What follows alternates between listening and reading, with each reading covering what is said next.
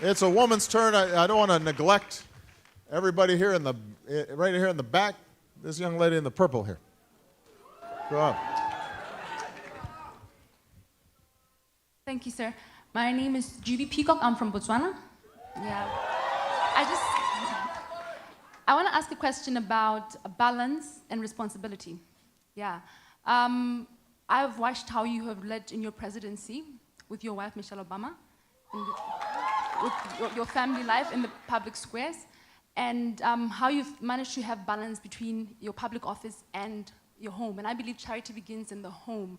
And I admire that about America, that your democracy is so open. You are investigated before you get into power and when you are in power. Yeah. How important is it for the young people here today to understand that it's important when you're in public office to run your family well, to take care of your wife or your husband and your children? Also, that it's very important for us to hold each other accountable if you are a ruler, not to engage in greed or nepotism or corruption, and also us to hold them accountable for what they are doing. Thank you. I think that's a great question. Let me separate out the two questions, because one question is about holding leaders accountable in their public lives and how they do their jobs. And the other question is really a more personal question about maintaining balance in your life. With respect to the personal question, what I would say would be that maintaining balance, having a strong partnership with your wife or husband, raising children who are, kind and useful and strong and generous and all the things that my wonderful daughters are. That really is its own reward. The truth is, we've had some very great leaders who did not always have great personal lives. And I'm not actually somebody who believes that if you go into public office, that your personal lives, unless you're committing crimes or things like that, that is necessarily the best measure. Because we've also had people who were wonderful fathers and great husbands who were bad leaders. So the two things don't always align.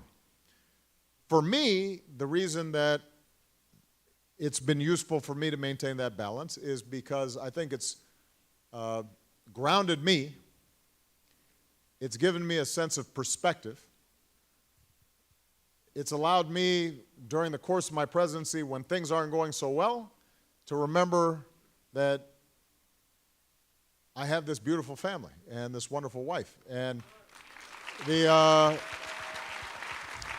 and when things are going very well, it's good to go home, and then my wife teases me about, how I left my shoes in the middle of the living room, or, my girls think what I am talking about over dinner is boring, and that brings me down to earth, right? And so it's been good for me to maintain perspective in my work, but ultimately I do that for very selfish reasons. It's for my own rewards, because the one thing I'm almost positive about, in fact, not only am I almost, I am positive that if I'm lucky enough to, live to a ripe old age, and I'm, on my deathbed and I'm thinking back on my life, I won't be remembering some speech I gave or some law I signed. I'll be remembering holding hands with one of my daughters and walking them to a park.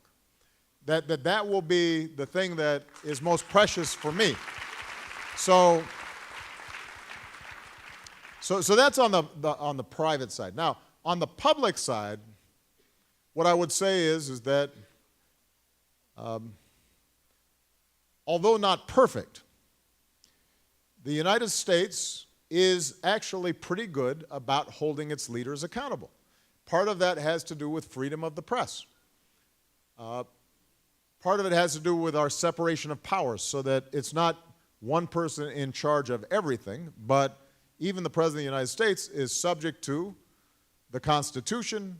That Constitution is interpreted by a Supreme Court. If I want to pass a budget, it has to go through Congress. Even if I get everything through the federal level, there's still states and cities that have their own perspective. You have a private sector. So power is dispersed, not just in one big man, but across the society. And I think that is very good. Now, it's frustrating sometimes. I won't lie. There are times where the press, right now I'm at the end of my presidency, so the press is kind of feeling a little sentimental, and they think, oh, he's gotten old. Look at him, We've beat him up, and so, now let's focus on the new guys coming in. But there have been times where I thought the press was very unfair.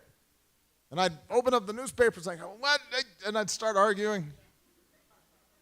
But there have also been times where the press investigated something, and I thought, you know what, this is a problem. And the United States government, I have 2 million people who work in the federal government. We have a budget of over $1 trillion. It's the largest organization on earth. So there are going to be times where government's screwing up. And the fact that the press is there to ask questions and to expose problems does make me work harder. It focuses me on, that is a problem. And too often, in too many countries around the world, the attitude of the people in charge is, I want to shut up the criticism instead of fixing the problem.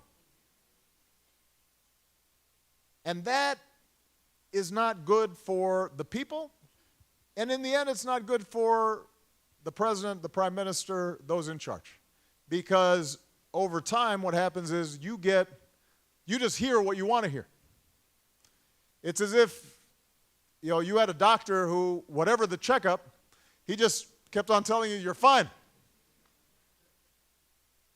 And then suddenly you start having a big growth in your neck. It's all, oh, don't worry about it, it's fine. And you start limping. And it's like, oh, you're healthy, you're great. And you never get well. So I think the importance of accountability and transparency in government is the starting point for any society improving. And now that also means that the press has responsibilities to make sure that it's accurate, to make sure that it doesn't just chase whatever's the most sensational, but tries to be thoughtful and present as best it can a fair view of what's happening.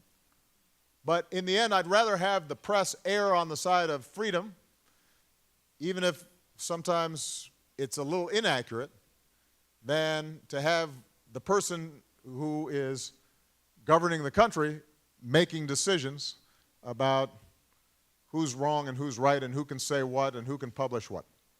Because that's the path to not just dictatorship, but it's also the path to not fixing the real problems that exist. All right?